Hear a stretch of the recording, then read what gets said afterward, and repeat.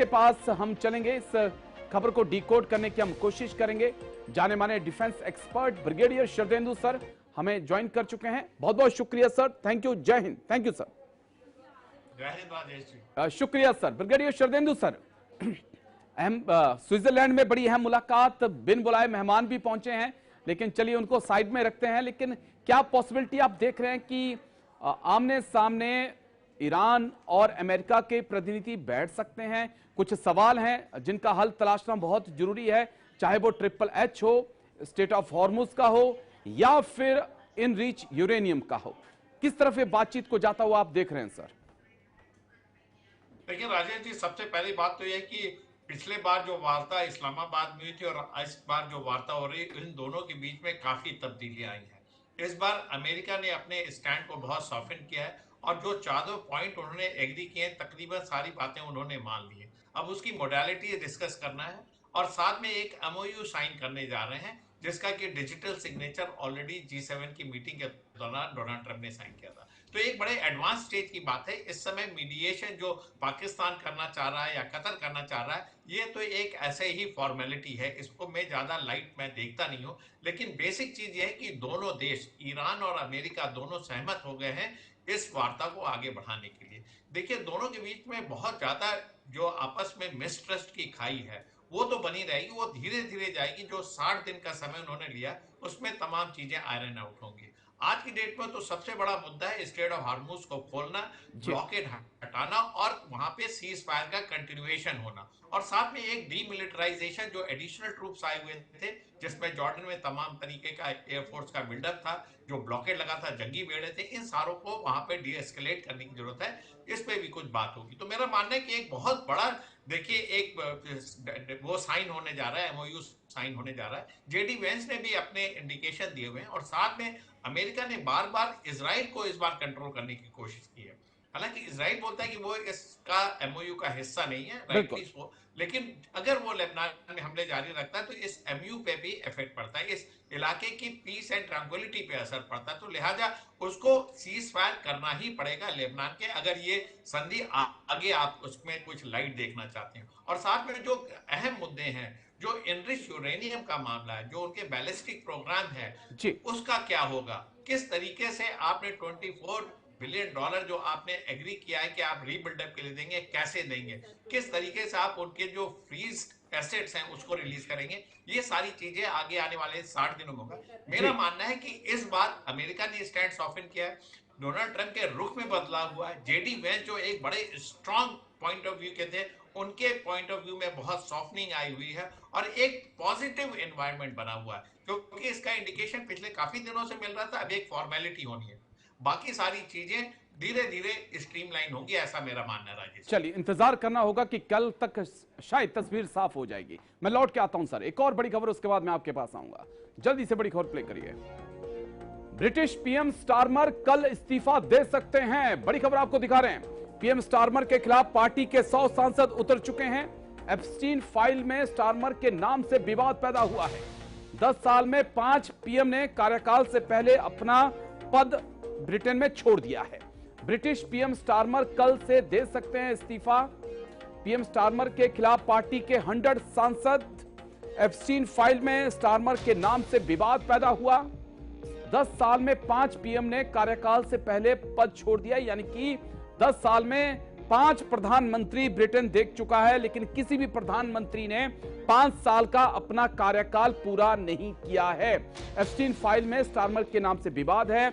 चर्चाएं बहुत तेज हैं कि कल कीर स्टारमर ब्रिटेन के प्रधानमंत्री इस्तीफा दे सकते हैं, लेकिन ये हो क्या रहा है, इसको समझने की हम कोशिश करते हैं। ग्राफिक्स प्ले करेंगे, डिटेल से सारी जानकारी ग्राफिक्स के जरिए, उसके बाद एक्सपर्ट्स के पास लौटेंगे कि आखिरकार ब्रिटेन में ऐसा क्या चल रहा है कि प्रधानमंत्री कोई भी 5 साल का कार्यकाल पूरा नहीं कर पा रहा है। समझते हैं कीर स्टारमर क्यों देंगे इस्तीफा, कुछ कारण उसके निकलकर सामने आए हैं।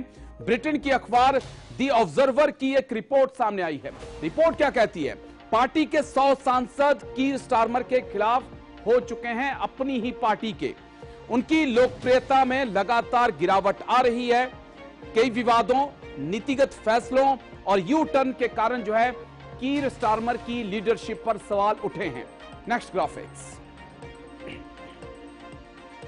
जीवन स्तर में सुधार के वादों को पूरा नहीं किया। जब कीर स्टारमर आए थे, उन्होंने कहा था कि जो ब्रिटेन के लोग हैं उनके लाइफ स्टैंडर्ड को मैं ऊंचा करूंगा, ऊपर ले जाऊंगा, लेकिन वो धीरे धीरे और नीचा जाता गया, जिसके कारण नाराजगी विरोधी एंडी वर्नहैम ने उपचुनाव जीता है।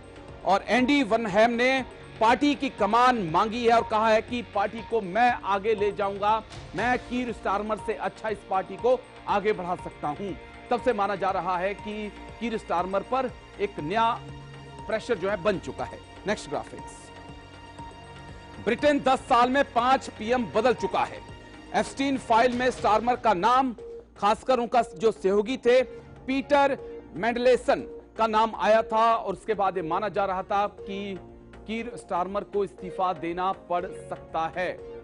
चलिए एक्सपर्ट्स के पास चलेंगे। ब्रिगेडियर शरदेंदु, जाने माने डिफेंस एक्सपर्ट, हमारे साथ लगातार बने हुए हैं। ब्रिगेडियर शरदेंदु सर, 10 साल में 5 प्रधानमंत्री, कोई भी अपना 5 साल का कार्यकाल पूरा नहीं कर पाया। कीर स्टारमर से उम्मीदें की जा रही थी कि काफी अच्छा कर रहे हैं, लेकिन ब्रिटेन के सांसद कह रहे हैं कि नहीं, हमें आपसे बेटर मिल चुका है नया सब। देखिए राजेश जी, जब से कीर स्टारमर आए हुए एक उम्मीद जगी थी कि यूके को वो एक अलग राह पे ले जाएंगे, और लोगों के एस्पिरेशन भी उनके साथ जुड़े हुए थे, जिसमें एम्प्लॉयमेंट जनरेशन था, इमिग्रेशन का इशू था, तमाम ऐसे इशू थे जो जिससे कि यूके बड़े काफी दिनों से संघर्षरत था। वहां पे एम्प्लॉयमेंट का मेन हिस्सा, और जब से वो ब्रिक्स एक्सिट से वो यूरोपियन यूनियन से निकला है, तो एक अलग तरीके की निगाहों से उनको देखा जा रहा था। लेकिन जब आप डिलीवर नहीं करेंगे तो आपको के पीछे अपोजिशन खड़ा होगा। और जब से बर्नहम देखिए, उन्होंने अपना बाई इलेक्शन जीता है, उन्होंने बड़ा स्ट्रॉन्ग अपने लीडरशिप का दावा पेश किया। 100 एमपी आपके के अगेंस्ट हो जाते हैं, तो कहीं ना कहीं आप पॉपुलैरिटी लूज कर रहे हैं, आप लोगों के एस्पिरेशन नहीं मीट किए। और यूके की बड़ी मैच्योर डेमोक्रेसी है, अगर आपके पास नंबर नहीं है तो आपको पद से हटना पड़ेगा। आप वहां तमाम तरीके के हॉर्स ट्रेडिंग, लोगों को अपने में मिलाना या इस तरीके की चीजें वहां शायद मेरा मानना है कि कम होती, इसीलिए पिछले 10 साल में 5 प्राइम मिनिस्टर बदल गए।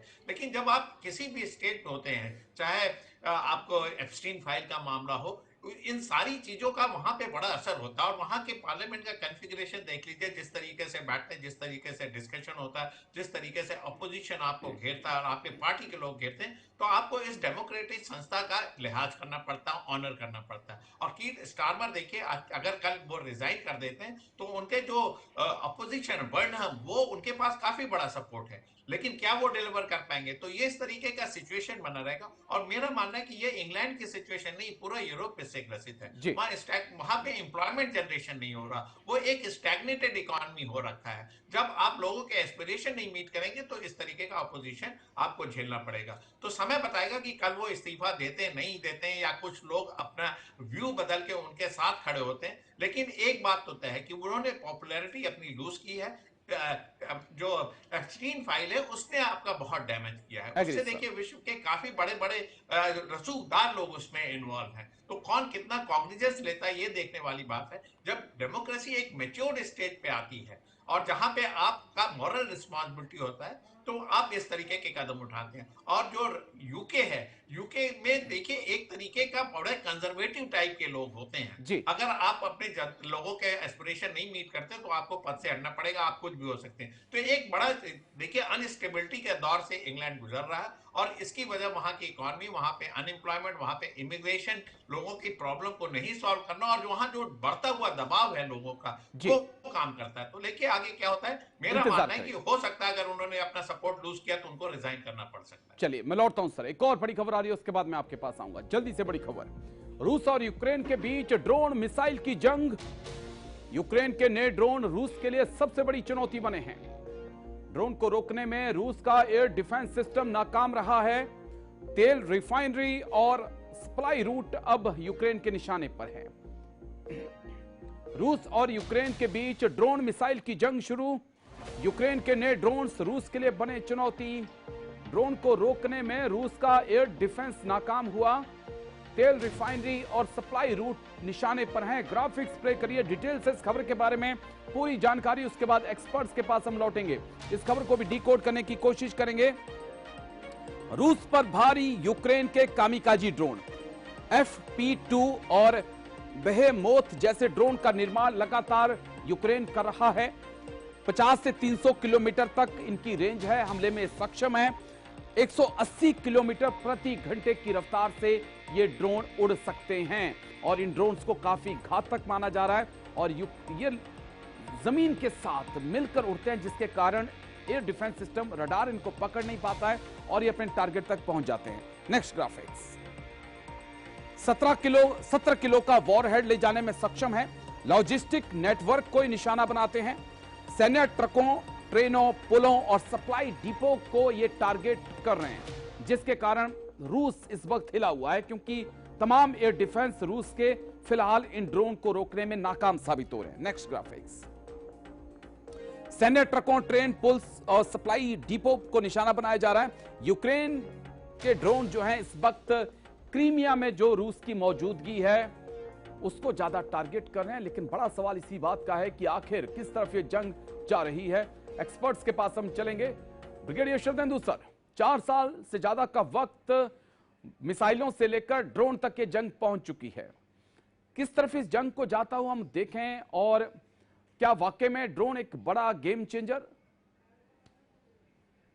देखिए, रशिया यूक्रेन का युद्ध जब से शुरू हुआ है उसमें ड्रोन ने अपनी एक अहम भूमिका निभाई है। लो कॉस्ट ऑप्शन है और इसको जिस तादाद में यूक्रेन लॉन्च करता है, और तमाम बार, आज ये पहली बार नहीं हुआ, कई बार इसके पहले भी मॉस्को उसके ऑयल रिफाइनरी, गैस स्टेशन और के मिलिट्री बेसिस पे उसने टारगेट किया। लेकिन इस बार के जो ड्रोन है राजेश जी, उसको उसने बैटलफील्ड की रिक्वायरमेंट के हिसाब से डेवलप किया। पहले उसके पास short range, medium range, kamikaze drone इस तरीके के होते थे, लेकिन ये जो ड्रोन उन्होंने अब की मैन्युफैक्चर किया है वो इस बैटलफील्ड की को मद्देनजर रखते हुए देखा है, क्योंकि क्या चीज रडार नहीं पकड़ पाएगा, कहां एंटी ड्रोन सिस्टम नाकामयाब हो सके, कितना उसमें पेलोड देना है, क्या उसका रेंज होना चाहिए, इंड्योरेंस होना चाहिए, इन सारों को करके उन्होंने एक कस्टमाइज करके निकाला। और इसका जो प्रोपेलिंग सिस्टम है जिससे वो प्रोपेल करके वो दूर तक जा सके, उसको उन्होंने डिवाइस किया। तो जब आप बैटलफील्ड में अपनी रिक्वायरमेंट के हिसाब से किसी चीज को डिवाइस करते हैं, मैन्युफैक्चर करते हैं, तो उसके इंपैक्ट आता है। अभी इसका काट रशिया को सोचना पड़ेगा। जब आप 600 से 700 ड्रोन लॉन्च करते हैं तो डेफिनेटली 20-25 ड्रोन टारगेट पे पहुंच के एक डिजायर्ड इफेक्ट को क्रिएट करते हैं। रशिया इसको पूरी तरीके से चेक करने में नाकामयाब रहा है। और रशिया क्या, कोई भी देश होगा जिसके अगेंस्ट 700 ड्रोन होंगे, लो फ्लाइंग है, हाई स्पीड है, जिसकी रेंज 100 से लेके 400 किलोमीटर की है, तो उसको पकड़ना मुश्किल है, हर एक को मार गिराना मुश्किल है। अगर मार गिरा भी देते हैं तो वो कहीं ना कहीं गिरता है और उसके अंदर का एक्सप्लोसिव ब्लास्ट करता है। तो इस तमाम तरीके की चीजों से डिस्ट्रक्शन होता है।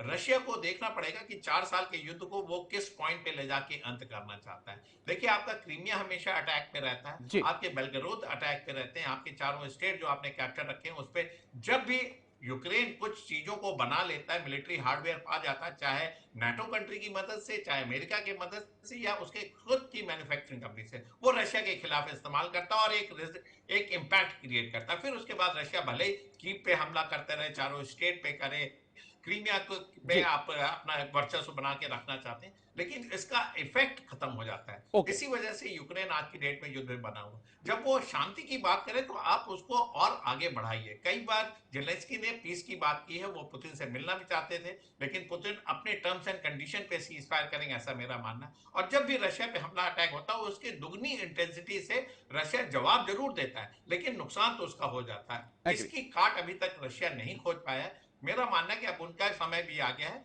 जैसे ही ईरान और यूएस का युद्ध खत्म होगा, एम्फेसिस और अटेंशन पूरे वर्ल्ड का रशिया और यूक्रेन युद्ध पे शिफ्ट होगा और वहां भी एक पीस की बात आगे बढ़नी चाहिए, ऐसा मेरा मानना है। जी, ऑपरेशन सिंदूर के दौरान भी ड्रोन का बहुत दम दिखा था। भारत के ड्रोन जिस प्रकार से पाकिस्तान में तबाही उन्होंने मचाई थी, और आज हम देख रहे हैं कि अश्नी प्लाटून हो या हाल ही में एक बड़ी स्टेटमेंट भी आर्मी की तरफ से आई थी कि कम से कम 8 लाख ड्रोन वॉरियर हमारे पास होंगे, यानी कि हर जवान जो है उसको ड्रोन चलाना आएगा। उस लिहाज से भारत अपनी तैयारी कर रहा है। कैसे हम भारत को देखें ऑपरेशन सिंदूर के 1 साल बाद ड्रोन वॉरफेयर में भारत कहां पर है सर? देखिए, मेरा मानना है कि हिंदुस्तान ने एक बहुत ही मेजर स्टेप उठाया है, हर एक बटालियन लेवल पे ड्रोन के उपलब्धता कराई है और इंडिजिनस प्रोडक्शन है, और कई कई जगह तो ईएमई के जो वर्कशॉप है वहां पे बनाए जा रहे हैं। और जब ये ड्रोन का इस तरीके से प्रोडक्शन विद इन आर्मी, यानी कि ईएमई की वर्कशॉप, बेस वर्कशॉप में होना शुरू हो जाएगा, तो डेफिनेटली आपकी रिक्वायरमेंट को मीट करेगा। आपको एक्सप्लोसिव आपका 770 kg, 100 kg, जी depending upon short range, medium range, long range के जो आप ड्रोन बनाते हैं, ये वो चीज हो गया जैसे आपका पहले राइफल होता था, फर्स्ट बिल्कुल। Line ammunition, second line ammunition होता है, ग्रेनेड होता था, एजीएल आया। अब एजीएल का एडवांस रूप है, एजीएल में आप ग्रेनेड लॉन्च करते थे, अब आप ड्रोन लॉन्च करेंगे, और ड्रोन की काट है नहीं। तो जहां तक इन्फेंट्री बटालियन है, वो तो अपने बेसिक ड्रोन जिनकी रेंज होगा 5 किलोमीटर से लेके 50 किलोमीटर, उसका इस्तेमाल करेंगे। आर्टिलरी रेजिमेंट के पास लॉन्ग रेंज ड्रोन होंगे, उसके लिए यूनिटें भी क्रिएट किए जा चुकी हैं। तो ये एक अवेयरनेस आया, और not okay. Only Indian army, Pakistan army भी इस पे काम कर रही, चाइना के पास भी बहुत तरीके का वेयर विदॉल होगा।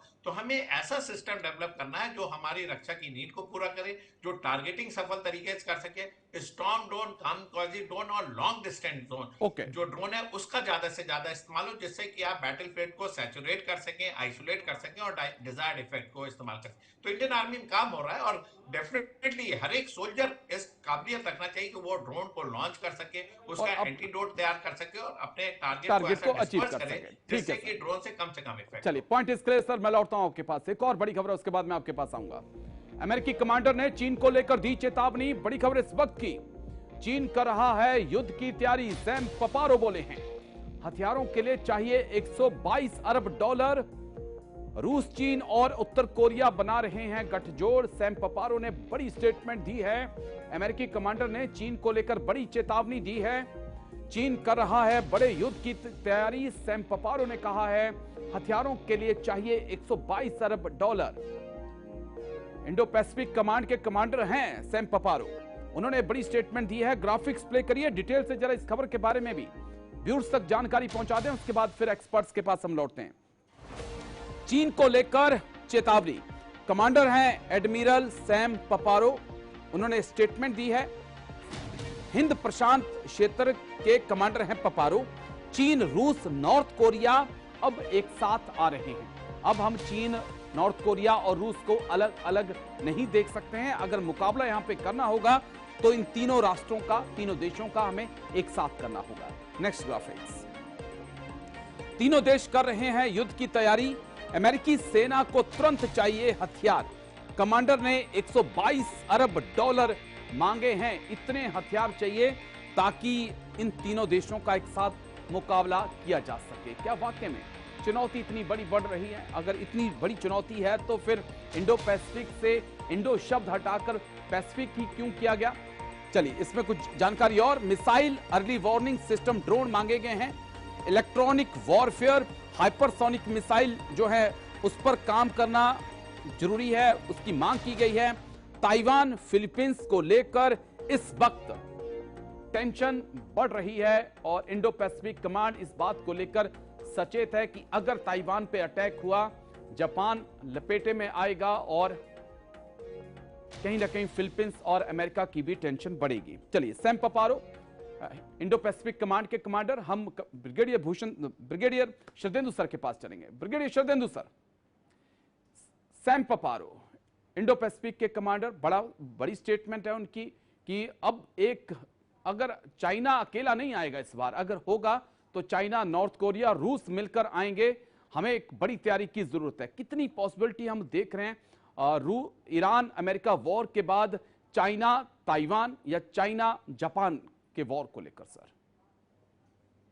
राजेश जी, एडमिरल सैम पपारो का स्टेटमेंट ऐसे समय आना जब अमेरिका ईरान के साथ एक एमओयू साइन करने जा रहा है, तो उनका मानना है कहीं ना कहीं अब सेंट काउंट का जो रिक्वायरमेंट है वो पूरा मीट आउट हो रहा है, वहां डी एस्केलेशन शुरू होगा। अब नेक्स्ट इंपॉर्टेंट इशू आता है इंडो पैसिफिक की कमांड। इंडो पैसिफिक की कमांड जिसके वो एडमिरल इंचार्ज हैं, अब उन्होंने अपनी रिक्वायरमेंट अमेरिकन गवर्नमेंट को देना शुरू किया है।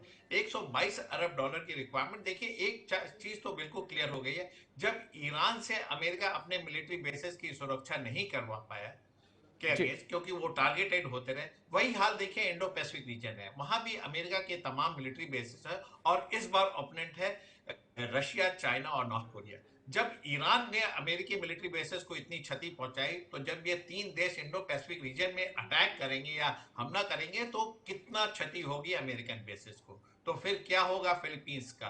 चाहे इंडो पैसिफिक रीजन से आप इंडो हटा दें वो अलग बात है, लेकिन वल्नरेबिलिटी आपकी बढ़ती है। लिहाजा $122 अरब की डिमांड, तमाम तरीके के जंगी बेड़े, तमाम तरीके के advance avionics, early warning system, air defence system, तमाम चीजों की दरकार उन्होंने की होगी, जिसका एक आपको अप्रूवल लेना पड़ेगा बिल्कुल अमेरिकी सर। कांग्रेस का, क्योंकि अमाउंट बहुत बड़ा है। और आपको अगर सुरक्षा देनी है और अपने मिलिट्री बेसेस को पुख्ता बनाना है, तो ये उनकी डिमांड है। देखिए, जब भी आप डिफेंस प्रिपेयर्डनेस की बात करते हैं तो अपना आप स्टॉक चेक करते हैं कि क्या क्या वल्नरेबिलिटी, क्या थ्रेट है, और उसको पुख्ता करने के लिए आपको मिलिट्री हार्डवेयर और फुट ऑन ग्राउंड चाहिए होता है। Foot agree. ऑन ग्राउंड आप कहां से लाएंगे? आपको बहुत बड़ा डिप्लॉयमेंट करना पड़ेगा। और युद्ध की तो बात छोड़ दीजिए, क्योंकि अगर तीनों देश मिलकर अमेरिका के इंटरेस्ट को जेपरडाइज करते हैं तो अमेरिका वहां स्टैंड नहीं कर पाएगा, ऐसा मेरा मानना है। तो और इसीलिए देखिए, जो डोनाल्ड ट्रंप है उन्होंने चीन की भी यात्रा की थी, वो ट्रेड एंड कॉमर्स की बात करते हैं, रेयर अर्थ मिनरल की बात करते हैं, और चीन को एक स्पेशल ट्रीटमेंट देते हैं। स्ट्रेट ऑफ हॉर्मुज बंद था, लेकिन कभी उन्होंने चाइना और रशिया के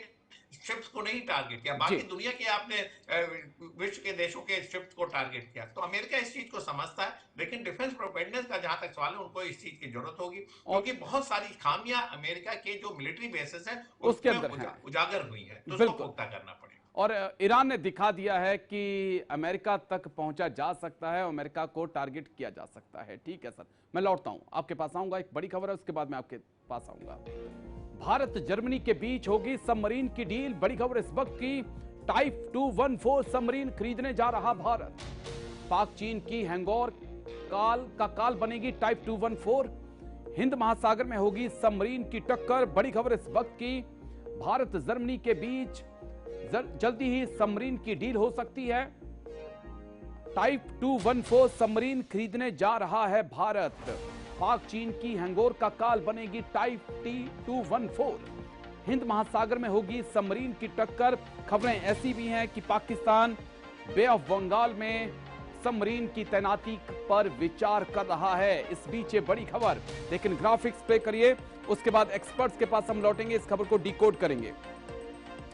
समुद्र में सबमरीन की जंग, पाक के पास इस वक्त 11 सबमरीन हैं। पूरा थोड़ा सा आंकड़ा समझ लीजिए, पाकिस्तान के पास 11 सबमरीन हैं। चीन से 8 हैंगोर सबमरीन की डील पाकिस्तान की हो चुकी है, 11 + 8 19 हो जाती हैं। भारत के पास इस वक्त 18 सबमरीन मौजूद हैं। इसलिए भारत लगातार जर्मनी, फ्रांस के साथ साथ मेक इन इंडिया के तहत अपनी सबमरीन का निर्माण कर रहा है। नेक्स्ट ग्राफिक्स, इनमें कई न्यूक्लियर सबमरीन भारत के पास है। जर्मनी से टाइप 214 की अहम डील की चर्चा है। भारत को चाहिए AIP से लैस सबमरीन। ये क्या होती है, नेक्स्ट ग्राफिक्स में आपको बताते हैं। लंबे समय तक पानी के नीचे ये सबमरीन रह सकती है। न्यूक्लियर पावर वाली पनडुब्बी से छोटी होती है, सस्ती होती है, लेकिन ज्यादा घातक होती है। और माना जाता है कि जर्मनी उन देशों में शामिल है जो दुनिया की बेस्ट सबमरीन बनाते हैं। एक्सपर्ट्स के पास चलते हैं। ब्रिगेडियर शरदेंदु सर, फिलहाल तो पाकिस्तान के पास 11 सबमरीन की बात है, लेकिन जो हमारे पास जानकारी है उसमें से 6 या 7 ही चलने लायक हैं, बाकी तो इस वक्त मेंटेनेंस होगा कि नहीं होगा उस असमंजस में फंसी हुई हैं। लेकिन किस प्रकार से भारत और जर्मनी की इस डील को हम देखें, क्योंकि कुछ खबरें ऐसी भी आ रही हैं कि हैंगोर क्लास की अगर सबमरीन पाकिस्तान के पास आ जाती हैं तो वो बांग्लादेश की नेवी के साथ मिलकर उसकी तैनाती बे ऑफ बंगाल में कर सकता है। पॉइंट ऑफ व्यू सर आपका। राजेश जी, आपने बिल्कुल सही पॉइंट आउट किया। मैं अगले जो मैरी टाइम इंटरेस्ट हिंदुस्तान का देखता हूँ, बे ऑफ बंगाल, एक तरफ ग्रेट निकोबार में हमारा जो प्रोजेक्ट चल रहा है वो उस पर एक काम हो रहा है, उसको भी एक बहुत बड़ा बेस बनाने की तैयारी है, जिससे कि हमारा ट्रांसशिपमेंट हो सके। अगर वो बन के आता है तो बे ऑफ बंगाल का अलग इंपॉर्टेंस हो जाता है। और अगर बांग्लादेश पाकिस्तान के साथ मिलकर हिंदुस्तान के मैरीटाइम इंटरेस्ट को चेक करता है बे ऑफ बंगाल में, और एक तरीके से ग्राउंड फोर्सेस ऑपरेट करती बांग्लादेश में, तो आपको इनसर्किल करने में ज्यादा समय नहीं लगे। एक तरफ चाइना है, म्यांमार है, बांग्लादेश है, रेडिकलाइज फोर्स, दूसरी तरफ हिंदुस्तान के नॉर्थ ईस्टर्न स्टेट है, तो एक उसके तरफ काम हो सकता है। प्लस आप अगर सबमरीन का इस्तेमाल करते हैं तो आपका कंप्लीट जो ईस्टर्न नेवल कमांड है वो थ्रेटन होता हुआ नजर आता है। तो आपको इसके लिए बहुत बड़ा काम करने की जरूरत है। नंबर पे ना जाके आप अपने थ्रेट को विजुलाइज करिए और फिर अपनी रिक्वायरमेंट को ग्राउंड पे उतारिए। जहां तक नेवल वॉरफेयर का सवाल है, कितने भी नंबर आप सबमरीन के ले लें वो जी। कम पड़ेगा, क्योंकि हमारा बहुत बड़ा कोस्ट लाइन है। आपको पाकिस्तान से अपने नंबर को कंपेयर करने की जरूरत नहीं है, आपको चाइना को मद्देनजर रखना है, क्योंकि आपको कहीं ना कहीं उसको इंडो पैसिफिक रीजन में चेक करना है, जी। आपको बे ऑफ बंगाल में चेक करना है, चाइना और पाकिस्तान के कनाइवेंस को चेक करना, और साथ में एक तीसरी फोर्ट बांग्लादेश आज की डेट में आपके लिए इरिटेंट बना हुआ, उसको भी मद्देनजर रखना होगा। लिहाजा आज की डेट में जो हमारी सबमरीन की डील वेस्ट जर्मनी से होने जा रही है वो बहुत अहम है। आपको देखना पड़ेगा कि शैलो वाटर सबमरीन का आज की डेट में जमाना है। न्यूक्लियर पावर सबमरीन तो आपको बहुत लंबा इंड्योरेंस देती, जी। वो आपके eastern and western naval fleet को एक स्ट्रेंथन करते हैं, लेकिन आपको छोटे छोटे देखिए ईरान ने क्या किया, स्पीड बोट, छोटी छोटी बोटों से अमेरिका के जंगी बेड़ों को चेक किया। उस तरीके की जो ड्रोन टेक्नोलॉजी है, जो स्मॉल बोट्स हैं जिससे कि आप लॉन्च ड्रोन को लगा सकें, जी। तमाम तरीके के आपके जो सोनार सिस्टम उसको इफेक्टिव कर सके, माइंड कर सके और अपने मिसाइल को दाग सके, इन सारी चीजों को आपको देखना पड़ेगा।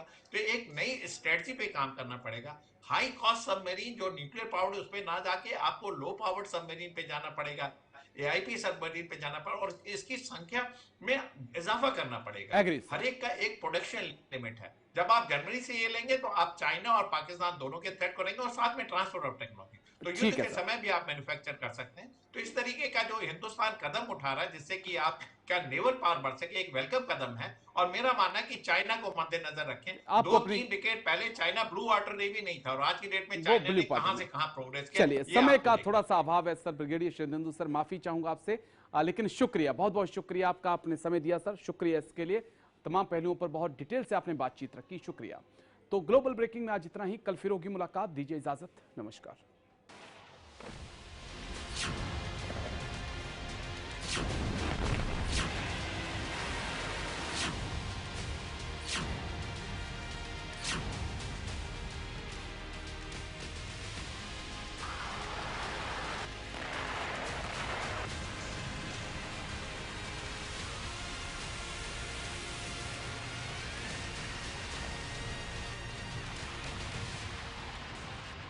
you